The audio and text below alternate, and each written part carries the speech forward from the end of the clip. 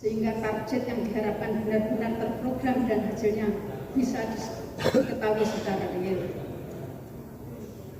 Yang terakhir, terdapat penguatan kinerja dan sinergi antar SKPD. Fraksi Nasdem P3 mendorong adanya integrasi kinerja antar SKPD dengan memperhatikan tema, rencana pembangunan dan rencana kerja setiap tahunnya. Hal ini untuk menghindari adanya ego sektoral dan terjaminnya kinerja super tim seperti yang selama ini digaungkan oleh eksekutif. Hal ini juga sejalan dengan visi misi kepala daerah terpilih, yaitu memantapkan reformasi birokrasi. Romawi 2 Raperda tentang perubahan atas peraturan daerah Kabupaten Banyuwangi nomor 1 tahun 2024 tentang pajak daerah dan retribusi daerah.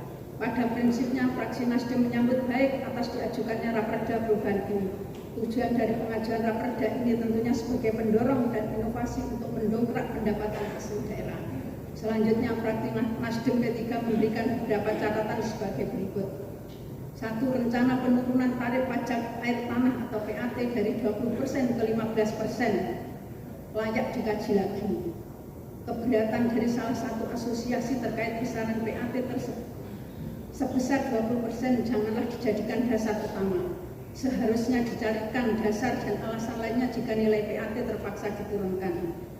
Penurunan tarif ini idealnya dilakukan jika terjadi sesuatu hal yang sangat mendesak. Jangan hanya karena keberatan dari salah satu pihak. Apalagi keberatan ini muncul setelah 3 tahun dari aturan besaran PAT diberlakukan sejak tahun 2022 berdasarkan Pergub Jatim nomor 2 tahun 2022. Menurut hemat kami, penurunan besaran PAT dari 20% ke 15% akan mengurangi potensi pendapatan asli daerah Banyuwangi. Lalu, apakah ada potensi pengganti dari kekhawatiran penurunan PAD sektor ini?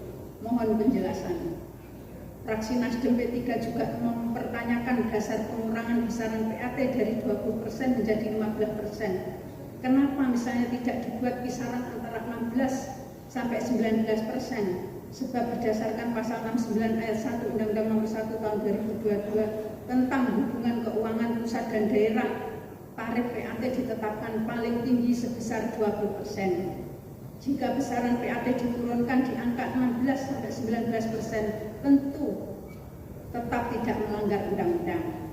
Fraksi Nasdem P3 mendorong pengenaan PAT juga dilakukan pada hotel berbintang dan para pengusaha air kemasan.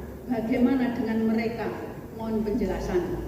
2. Terkait penurunan tarif pajak barang dan jasa tertentu, PBJT